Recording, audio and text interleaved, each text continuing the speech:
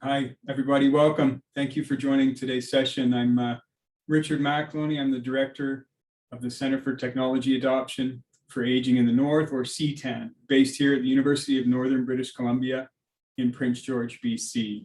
And welcome to this session on AgeTech in the Northern and Rural Context, where our expert panelists will discuss the strengths and challenges impacting the quality of life, ability to age in place, and access to needed health services and supports for those living in northern and rural communities. And we'll share an example of some collaborative work that is paving the way for AgeTech in these areas. To begin, I'd like to acknowledge that since time immemorial, Indigenous peoples have walked gently on the diverse traditional territories where the University of Northern British Columbia community is grateful to live, work, learn, and play. And we are committed to building and nurturing relationships with Indigenous peoples. We acknowledge their traditional lands, and we thank them for their hospitality.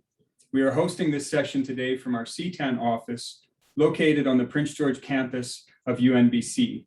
And we are situated on the unceded traditional territory of the Lheidli, part of the Kel Carrier First Nation. And I invite you to review the full land acknowledgement specific to the AgeWell Network office in the Whova app. So a couple of reminders for today's session. We value the participation of our community and endeavor to deliver an enjoyable and fulfilling experience. AgeTech Innovation Week participants are expected to conduct themselves with integrity, courtesy, and respect for others and maintain the highest level of professionalism at all sessions they attend. Participants that engage in any form of harassment will be removed from the event. So please refer to the event code of conduct in the Whova app and post it in the chat. The presentation is being recorded today and will be made available on AgeWell's YouTube channel and the event website. If you just can't get enough, you can watch it as much as you want. So that's good news. Use the Q&A. If you have a burning question, we'll try, but if not, we'll get back to you afterwards. And get your chat box ready because I'll want to have some input from you all attending today. So I'll take a few minutes here to introduce CTAAN and what we are and what we do. And I'll start by saying, what is northern and rural? What comes to mind when I say northern and rural? Probably things like wildlife. For example, the bears are very active right now. You see them on the trails. It's quite exhilarating. Wilderness, great outdoors, wonderful fishing, and probably snow was the first thing that came to mind. And we are seeing snow in our very near future, I do see. But it is actually a wonderful place to live and to explore. And the number of older adults aging in the north is on the rise. So just looking quickly at a couple of the numbers. Out of the 5 million people in British Columbia, which is on the western coast of Canada, about 300,000 people live in the top 2/3 of the province, the sort of northern health region. And the population density is quite low. The population of older adults in northern BC is around 40,000, and that's projected to continue to rise in the coming decades. I know our panelists will speak to these numbers and the implications on aging in the north. And I just want to highlight here that my colleague, Dr. Shannon Freeman, and I, in speaking with partners throughout the region over the last few years, really started to pose the question, out of all this great technology we see around the world to support aging, is that making it to northern and rural settings? And if not, what can we do to help support and assist that? And that was really the impetus for the creation of CTAAN, sort of bridging that technology gap that might exist. So CTAAN supports aging in northern and rural communities by making technologies more available to older adults, caregivers, and the healthcare systems that support them. And our founding partners are AgeWell. We're proud to be an AgeWell National Innovation Hub, University of Northern British Columbia, and Northern Health.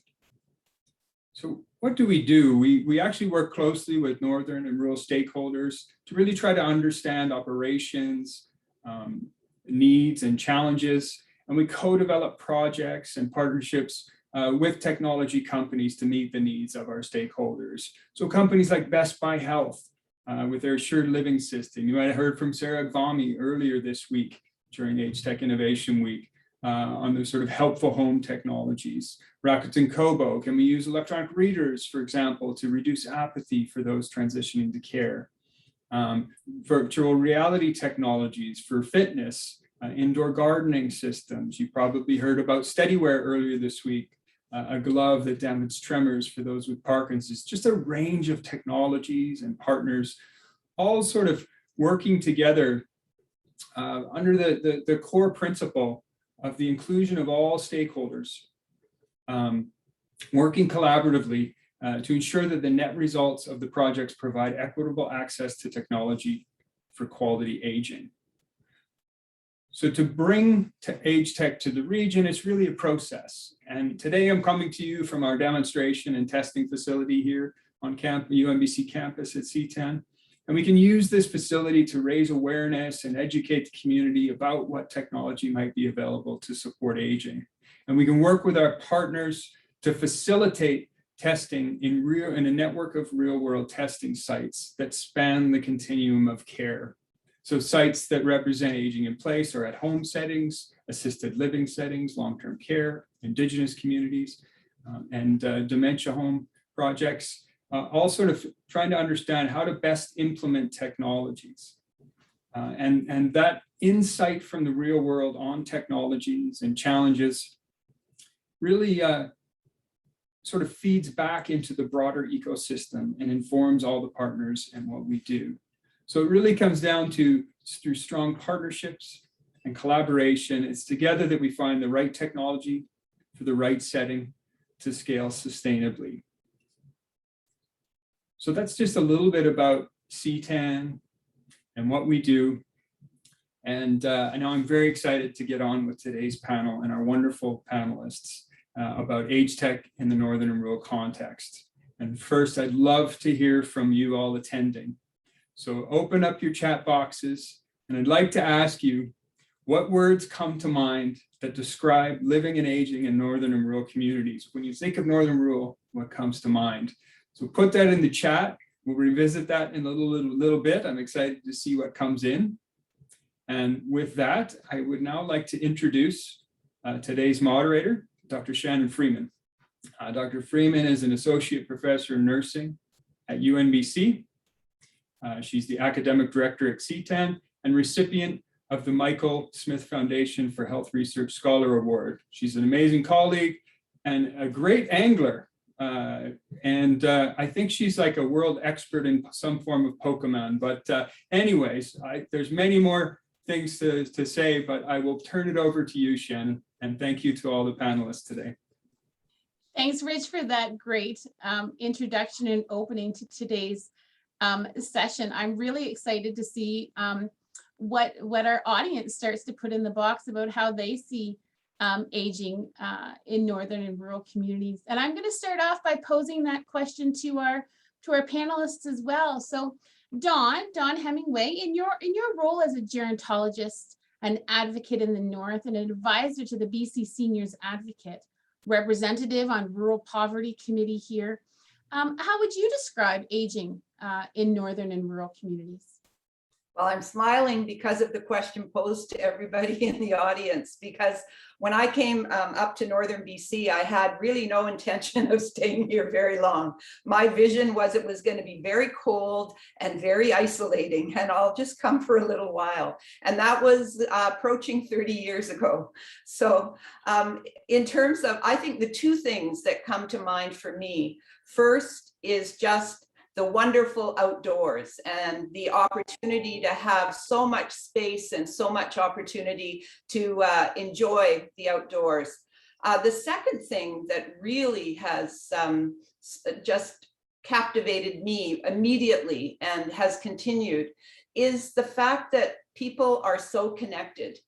And it seems like a contradiction. We have this big, vast land and there's issues around connection, but there's really a huge community spirit here that keeps people working together to solve problems. And, you know, although we are still a relatively smaller aging population up here, just per capita, the fact is that we are one of the fastest aging populations in the province. So more and more people are staying here, and more people are wanting to retire here, including myself.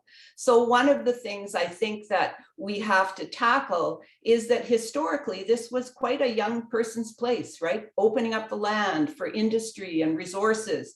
And so we've got some ways to go still in terms of developing some of the supports and things that people need, but we have the collectivity that's pretty determined to make it happen. So I think it's a very positive place to be able to live and to get older in. Thanks, John. And I think you've picked up on lots of points that our audience is putting in the chat box. I'm going to pose this question to you too, Susan. Susan Scott, who is the chair of the Liaison Advisory Committee here to the Prince George Council of Seniors. What would you say characterizes living in northern and rural communities? And you just got to unmute yourself there when you're starting to talk. I'm aware of the old phrase, I came for 2 years and stayed for 20, but I have a lot of family in this region, so it was coming home in a way for me. I think people in the north and in our rural communities in particular have resilience and a rather fierce dependency on self and those closest to them. Introducing new means and methods are not without challenge, but does yield great reward. Services are available, and yet not every person is comfortable searching them out. Self-reliance is admirable until you can't possibly do it anymore. And I've been dealing with some transition situations with people who are not coping well with those changes, but we're getting it all together. Thanks, Susan. And I think that that observation of, resilience in community and the fierceness to independence, I feel like you're describing Wilma there, Wilma Hartnagel, who's a retired school teacher, and you have a wealth of decades of experience of living and aging in northern BC. I know, Wilma, you've lived independently. You've also, tried out different settings too in retirement homes, seniors housing, and now again, you live independently in the community. Can you share how long you've lived in the north and what you would say has been good about living here in northern BC? Well, my husband and I came to Prince George from Vancouver 57 years ago. It was a very big adventure coming up north. Prince George at that time was growing and booming. The pulp mills were opening up. There was lots of employment. People were coming to work in the pulp mills and bringing their families. And I can say too that it was very difficult to find accommodation. My husband and I were both teachers. And in order for us to come to Prince George at that time, the school board couldn't bring in teachers unless they promised that they would have a list of accommodation, suitable accommodation for us. And that was the big point. You couldn't come to a place where you couldn't find a place to live because it was such a boom town at that time. Well, my husband has since passed away, and now 57 years later, I'm still here. It was a very friendly place to come. People were coming from everywhere. And today, I think we live in a very friendly town. It's actually a great place to raise a family. And I think the other speakers like Dawn about telling about the great outdoors, and Susan, we have everything that we have to be so thankful for living here in Prince George, except the cold winters. That's the hard part. So true, and I hear it's calling for snow any day now. So yeah, weather is always a consideration. But there's so many pathways of stories what people have that have brought them to Prince George, and indeed, there's a large number of people who were born here and continue to live and age in the North. Rich, I know your story. You were born in the North, you moved to Toronto, and we were lucky to bring you back out to partner and be part of CTAAN. So there's so many pathways here, and housing wellness still is an important, pertinent issue. I want to switch over a bit to Erin Bond. You're the executive lead of Elder Services for Northern Health, and you really bring a health systems perspective to aging in the North. I wonder if you can share a bit about the population that are aging in the North from the health systems perspective, and describe what does the picture of aging look like for you? What are the numbers looking at? What are you forecasting? And from a health systems perspective, how are you preparing for the population as it ages in the North? Yeah, sure. Thanks, Shannon. Interesting. I'm reflecting. So I grew up in the North, spent most of my 44-year-long life thus far in the North. My wife was the one that said, I'm going to come here for a little bit. She grew up in the lower mainland of BC, and here she is 20 years later. So, and we stayed for all the reasons that people are, I think, putting in the chat box and mentioning. So Northern Health has developed a strategy for better living for seniors in the North. And it's aimed at providing services in a manner that's centered on the needs of people, their families, that can flexibly respond to people's needs regardless of their living environment. So they're able to stay at home and to age in place to every extent possible. And we're placing a lot of emphasis on helping people to live independently at home, recognizing that in some points, they will require different living environments. So housing solutions are an important component to a strategy. And presently, options for supported living environments are somewhat limited in Northern BC and tend to be skewed towards higher intensity environments, such as long-term care. Our facilities operate regularly, like many others across Canada, at full occupancy, and our acute care settings, unfortunately, do have people in them because there's nowhere else to go. So the question is, what do we do? We have a 75 plus seniors population that is expected to triple between now and 2035. And so our emerging strategy really is focused on developing growth in a variety of areas. We know we have to increase services to enable broader and deeper supports for home support, develop and operate increased adult day program spaces to increase the number of clients, support for informal caregivers, ensure that we can support people in flexible housing environments such as alternative dementia housing, and that is one of the partnerships that Richard mentioned, and we have partnered with CTAAN on, and then also modestly increasing our long-term care spaces. And the last thing I'll say on that is we know how important partnerships are. They're absolutely vital. Partnering with community leaders, BC Housing, Ministry of Health, nonprofit organizations, and any other suitable partners in the development and ongoing support for a model that enables feasible ways to ensure supportive, flexible, and innovative services to support seniors with a range of living options. And again, very, very encouraged and happy to be partnered with CTAAN on that as well. Yeah, and I think that really, brings an important point. We love being able to be that connector to help support the health authority that is trying to help support all of the individuals who are living and aging here in the North. And it's such a great opportunity to be able to connect, to a wider network. And, indeed, we have almost 100 attendees today here who've connected in from the AgeWell network and the AgeWell family. And it is fabulous to showcase this, opportunity for partnership and to really connect to people who are living and aging here in the North. I want to shift a bit though, because as amazing as it is to live and work in the North, there's no doubt challenges and, issues that we all face and that we are focused on trying to improve and to address. And I'm wondering, Susan, as a leader in the Prince George community, you're connected directly to a large number of older persons who are living and aging and requiring differing levels of supports. And I'm wondering, from your experience, really connected and tapped into community need, Can you share with us, the top 3 issues that you hear that are really prominent in facing older adults here in Northern BC?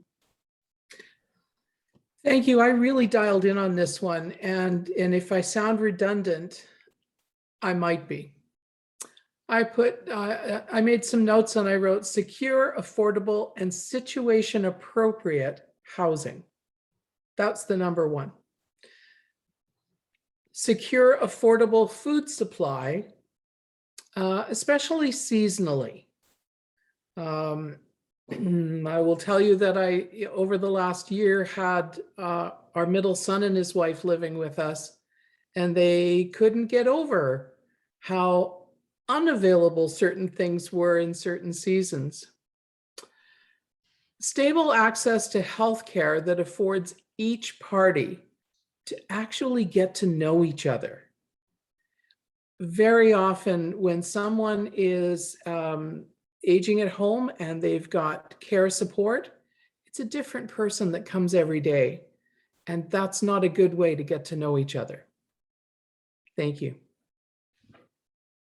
Thanks, Susan. And I can see a note in the chat box from our northern neighbors in Ontario who appreciate your comment and insight. And I think, those are really important issues that are across all northern regions, not just northern BC here. Dawn, I'm wondering if you can, build a bit on what Susan's just said and describe, when we're thinking of the needs of older adults in the North, what do you find are unique? What are the unique pieces specific to aging in the North? I wonder if you could share a bit about that. Yeah, good question. Susan has hit on some absolutely critical pieces, certainly the housing question. And I think in terms of housing, some of the uniqueness is that we don't have necessarily the historical housing developments that are in larger urban southern centers. So we really still have quite a long way to go to have a housing that is really appropriate, affordable and accessible for everybody. I was just talking with someone the other day who had an accident and had to leave their apartment and go stay in a motel because the apartment is still one of those 3-floor walk-ups, and the option would be to be carried up to your apartment otherwise. So those kinds of things that maybe are historical remnants of having a younger population here.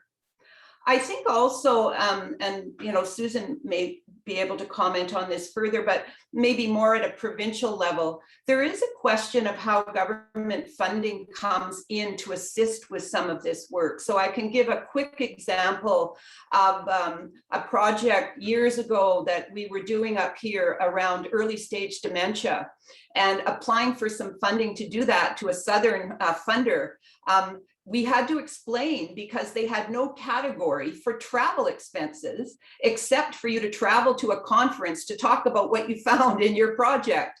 So we actually had a breakthrough there that yes, in northern communities, we have to travel between communities. And so I mention that because that is something that really I hear a lot about, is people who are living in smaller communities. They do have to come here for various services. There's the expense of being able to do that. There's leaving family behind.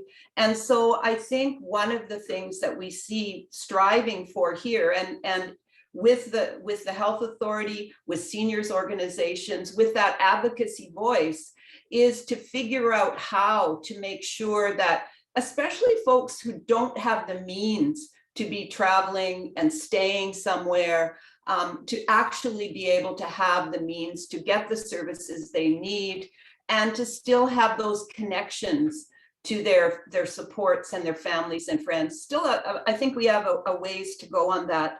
I mean, the one other thing I would just say before I know I do go on with stories Shannon told me, but here's a story. In the early days, we used to have, and Aaron will appreciate this, we had no geriatrician up here. We had no geriatric psychiatrist. And we used to bring someone from the South who traveled around with Tom McLeod from community to community to get those appointments occasionally. And so we have come a long way, but I think the whole question of technology, which I know, we're going to get into more, has really assisted. Not only do we have doctors here now, we have a geriatrician, we have geriatric psychiatrists, but we also have some technology to allow us to have people get the things they need and to be able to do it in a way that means they're not having to leave all their community and their connections. So those are some of the things. There's so many more, Shannon. No, but I think that's a fantastic segue, and I challenge all the attendees on this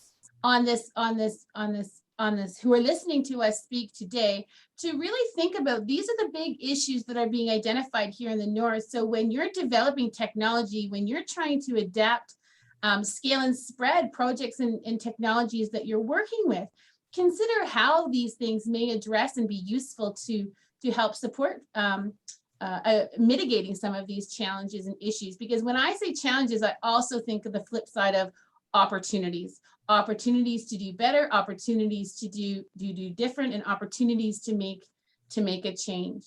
And Wilma, I think Dawn's comment about technology and how seniors are leveraging technologies here in the North is a great segue to you, because I know that technology has played a really important role in your life recently to help you be able to remain independent in your home. And I hope it's okay if we talk a little bit about how this past winter you had a terrible experience, and you had a fall, and you experienced breaking your ankle. And I was hoping you could share with everyone today about your journey in identifying and implementing technology, and specifically your use of the smart doorbell that helped you at that time. And then as a kind of a follow-up to that, knowing that technology was so important to you, do you think that if you didn't have that technology, would it have been possible for you to feel safe while you're recovering from your broken ankle at home by yourself?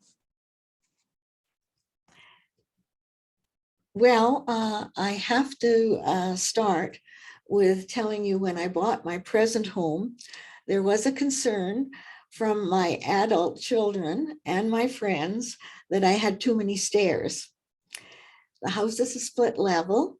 When you come in, you actually have to go up 8 steps to the living room. And from the living room, you have another 8 steps up to the living area on the 3rd floor, which has my dining room, kitchen, bathroom, bedroom, and computer room. And as you pointed out, Shannon, this was a problem, the stairs up. So I had heard about smart home security, and I looked at the features and I thought, well, gee, this is the thing for me. So I had it installed in my house. The central area, the IQ panel was in a central location on the 3rd floor. And from that, I could talk and see someone at my front door, and I could turn the security on or off. Also, I could remotely lock or unlock my front door. So this was a great, actually, it made me feel safe that I could operate this. And it actually was a very practical thing, it being centrally located, the IQ box in a very convenient spot on the 3rd floor. So I have to say that it was just such a wonderful blessing when I did break my ankle and I had my foot in the cast and I couldn't do any of the stairs. So as you say, I don't know how I could have managed without it at that point. Thanks so much, Wilma. And just for all the attendees, I should also mention that Wilma is the star of some of our summer video series. We had some CTAAN high school interns this summer, and Wilma has made some videos that are available on our website showcasing the value she sees in technology and the value that she's had in her smart doorbell. So I think that's a really great example about how, these new technologies are being adopted. They're being adopted here in the North. Dawn, I know you've been here in the North for quite a while, and I was wondering if you could share a bit more, over the course of all of your experience of living in the North and being an advocate in the community, how have you seen the role of technology to support persons to age in rural and northern communities evolve over that time? Yeah, what an evolution. Yes, in the early days, I mean, there was really seriously very little connectivity across northern British Columbia. And to the extent that you could use it, it was dial-up, it tied up phone lines for incredible periods of time. But really the issue was that there were places, lots of places, that simply did not have access to technology. So in that sense, we've moved a long ways forward, but there's still places where there isn't access, or where things remain a little iffy. The other thing I think is really important to mention, and this partly comes from working with our coalition around homelessness and some of the poverty, anti-poverty work that I've been involved with, and that is the cost of things. And we need to remember that there are still a significant section of us as we age who do not have the means to get some of these pieces of equipment. And so I think that for me, it's really important that we keep that in mind as we're developing these technologies, that they need to be accessible to people. And we still need to be a voice at a national and provincial level to make sure everyone has access to, to technology. The one other thing, if I could add, and it's more recent, that kind of ties in, is the use of things like iPads, et cetera, in the hospital and in long-term care, which has been wonderful during COVID to have. But here again, I would sort of underline the need for these things to be affordable, accessible, but also that people need someone there to assist in using this equipment. Sometimes it's not just, oh good, there's an iPad in long-term care and plonk. I mean, we all need to learn how to use these pieces of equipment. So I think we have to think about staffing in that regard as well. There's so many more things, but I'll leave it at that for now. No, and I think you bring up an important point that connects to one of the questions that Gail Elliott had posted in the chat about, Wi-Fi connectivity.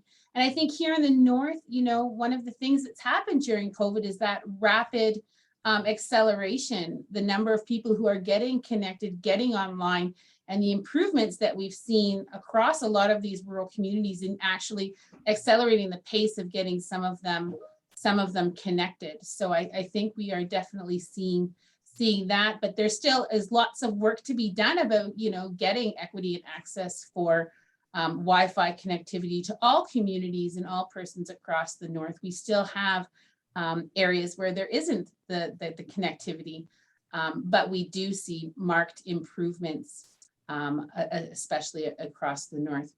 And I want to kind of shift, Aaron, a bit to you, from that health system's decision-making perspective, why do you see technology as so important to help support the health system? And what challenges do you see in being able to respond to the needs in the North here? Yeah, thanks, Shannon. It's a tricky question.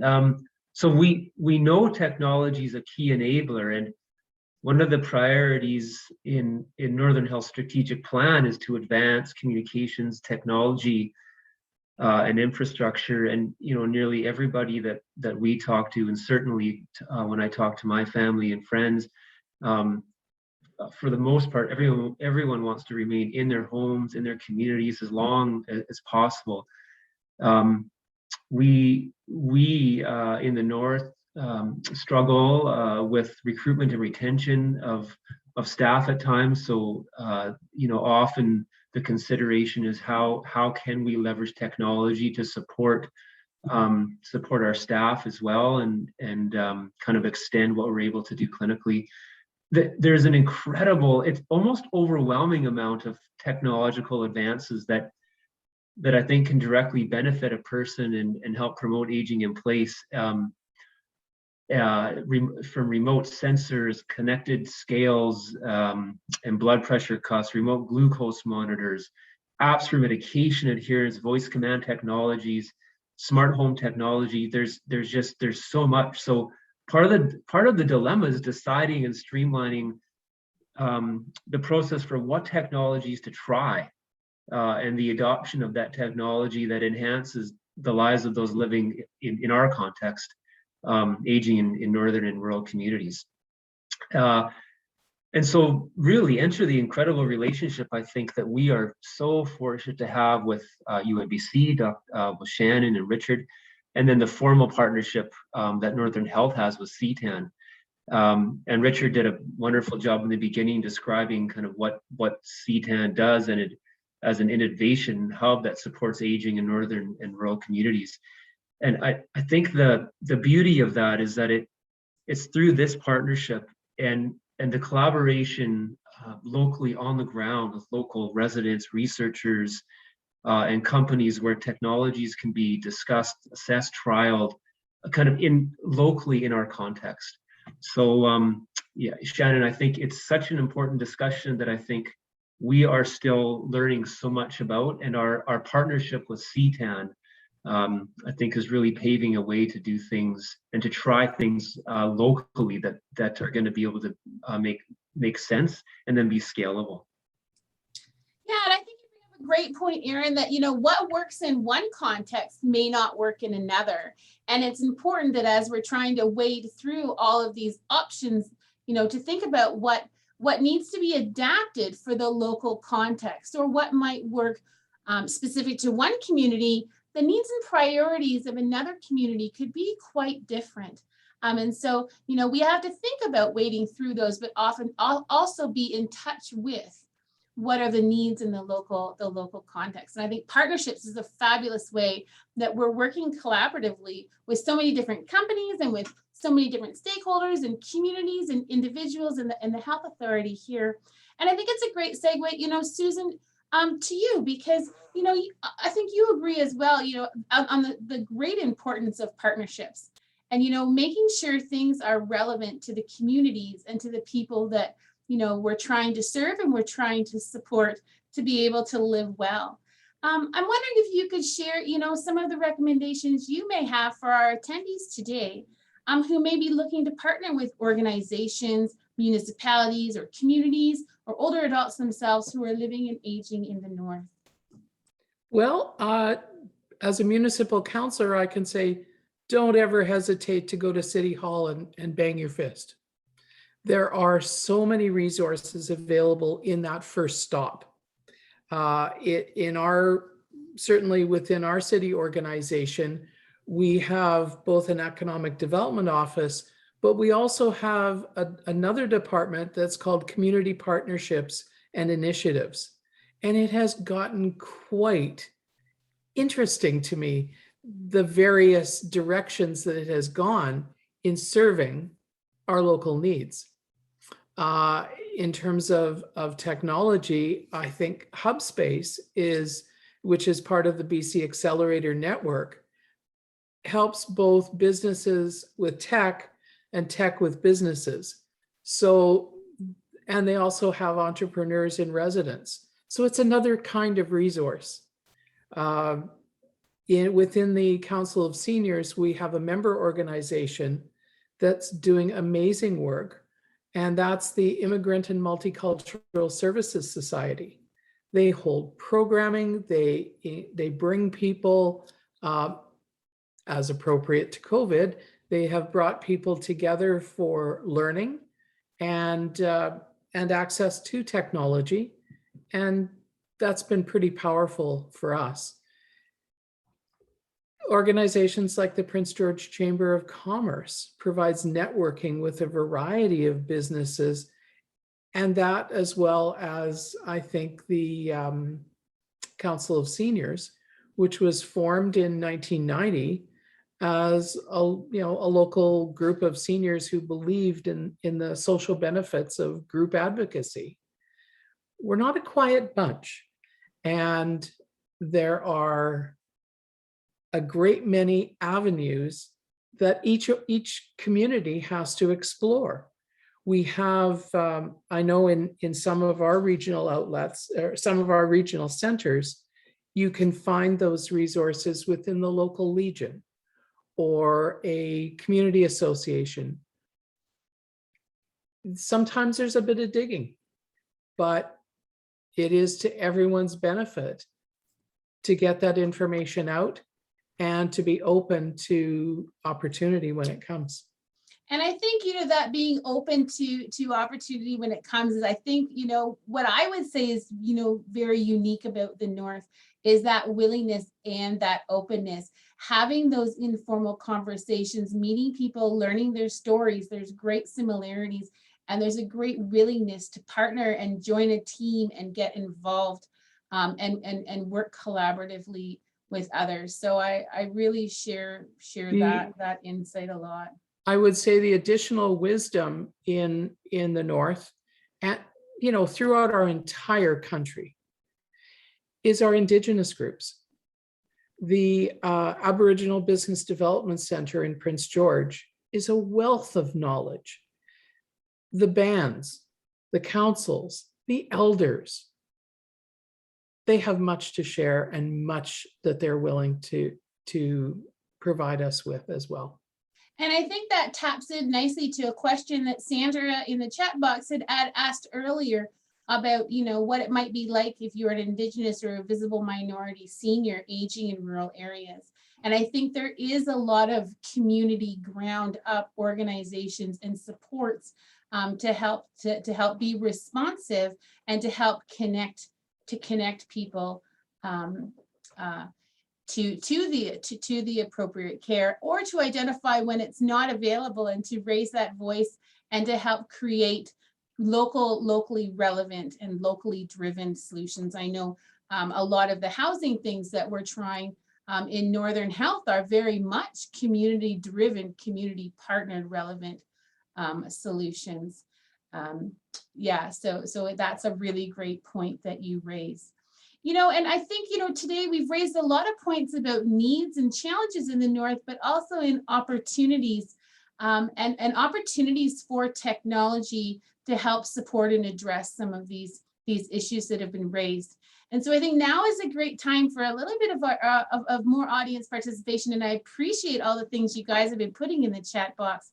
And so we ask you, and I'm going to ask our panel too, but I'm keen to hear from the attendees as well. What are the one or two words that come to mind when you describe your hopes for technology and aging in the future?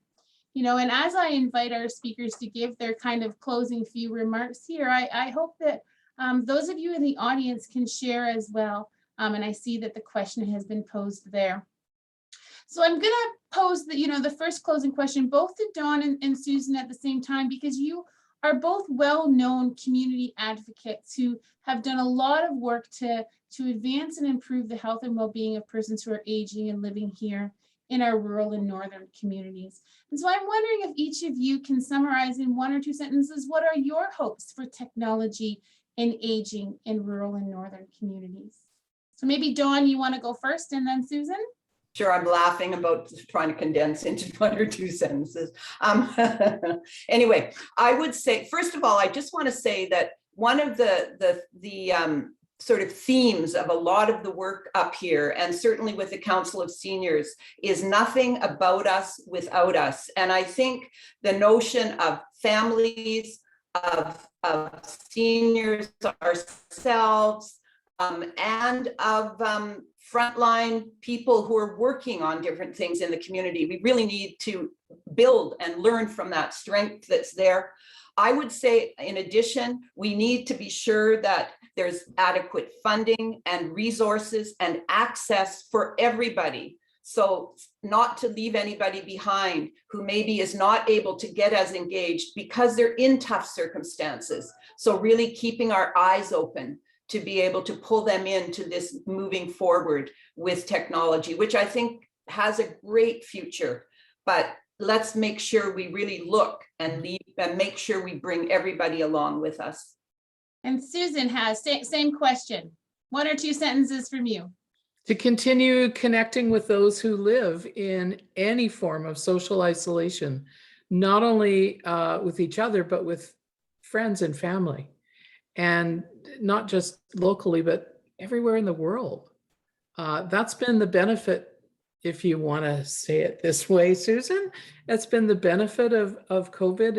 It's brought us out of our boxes in a way, and utilizing technology, we've been able to see and connect with people everywhere. And I think it's a matter of equitable connection, more than a voice on a phone, a real face-to-face conversation. But that means devices and stable internet.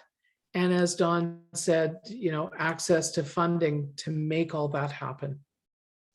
Aaron, I'm going to ask you a slightly different question. In one or two sentences, what advice would you give for our attendees today on how they can collaborate and help support getting their technology into rural and northern communities?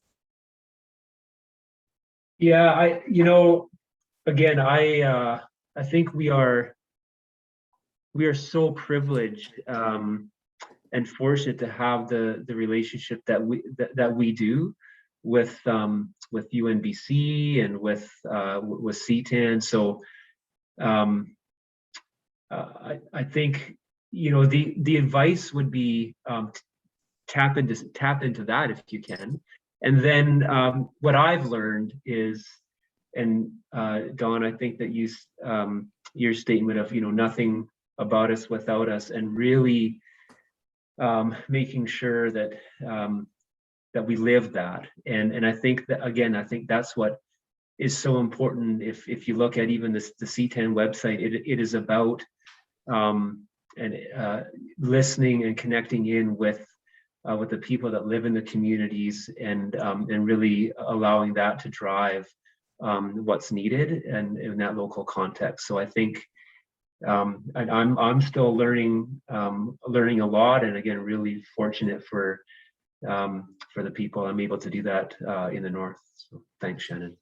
Thanks, Aaron. And so my last question, before I transition back to Rich, to give kind of some examples about how we're doing that and partnering with companies through the AgeWell network and the broader, wider technology community. I want to say my last question for you, Wilma. And as a social gerontologist, I often tell you how I think you are a model of healthy and happy aging, with your strength and commitment to fiercely defending and protecting your independence. And you're such a role model to me. And I always learn so much when we sit down and we chat, about challenges during COVID and figuring out online shopping. And I'm always inspired how you are willing to continue to learn and grow and embrace technology. Your electronic doorbell, your computer, your online shopping. And I think people would love to know, what's your secret? In one or two sentences, can you share with us your advice to others about how to be open-minded and enthusiastic to learning and embracing new technologies? Well, that's a tough question, but I do want to say that seniors do want to learn new things, but we do need encouragement to try new technology. We know that we don't learn as easily as we did before. We don't remember things like we could remember before. So it's very important for whoever's helping the senior learn new technology that they have a background, that they understand that they are compassionate, enthusiastic, and most of all, patience to go over material. And I think it's very important too that they break up the learning material into little steps, that they have the senior beside them with a pencil and pen and write down all of these steps, so that when the instructor's not there and they're on their own, they can go over the material and they can themselves gain the confidence. And with confidence, they are excited about what they've learned. And when you have confidence, you're enthusiastic and you really want to go on to learn new technology. And that's very important. Well, Ma, I thank you for those inspiring closing words for our panel today, and I thank you all for your insight and participation. I'm going to transition things back over to the director of CTAAN, Richard McAloney, who's going to share an example of how we are implementing technology here in the North. Thank you to all the panelists. I know some of you have to run to another meeting, but so much to say, so much I learned, and I think we're already 1 minute over. So to just transition quickly, I do want to highlight that for those registered, Dr. Patricia Houston has an exciting workshop lined up on dancing to improve mind-body health.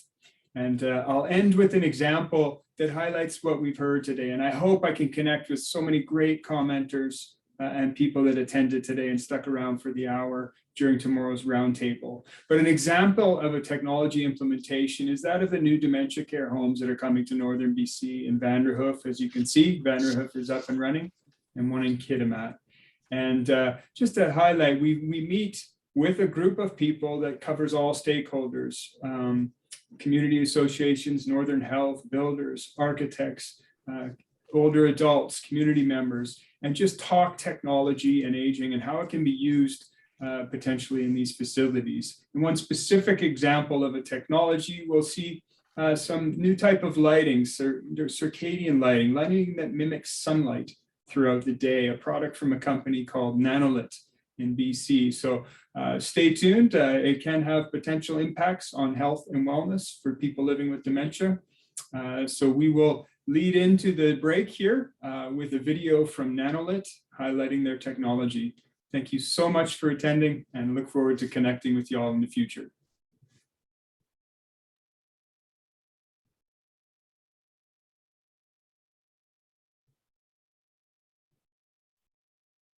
Hi, my name is Sarah Morgan and I am the CEO of Nanolit Technologies, a quantum dot lighting company that delivers circadian rhythm lighting. If we think about lighting for plants, we know that they need different wavelengths at different times of day in order to have high yield, good flavor, and so on. Well, humans are not that dissimilar because we all evolved under sunlight. And so the human body evolved to respond to the changing color, intensity, and angle of sunlight throughout the day. When we spend 95% of our time indoors, which is what we do now in the Western world, we are sitting under fixed lighting, and fixed lighting is contradicting what's going on outside under the sun most of the time. So that's why there's so many people with sleep issues. And our technology is designed to help emulate the exterior lighting environment indoors and therefore improve people's sleep and therefore their physical, mental, and psychological well-being. This is a very well-planned, designed, aesthetically pleasing environment to be in. You know, even in Vancouver, from November to March, we don't get enough sunlight to produce vitamin D. So while we understand that good food is better than bad food for us, and we understand that clean water is better than dirty water, the understanding around light and its impact on us physiologically is emerging. The office of the future is a place where people feel enlightened, feel that they can perform at a higher level, and are surrounded by the tools and the aesthetics and the physical and visual experience that allows them increased performance cognitively, physically, and psychologically.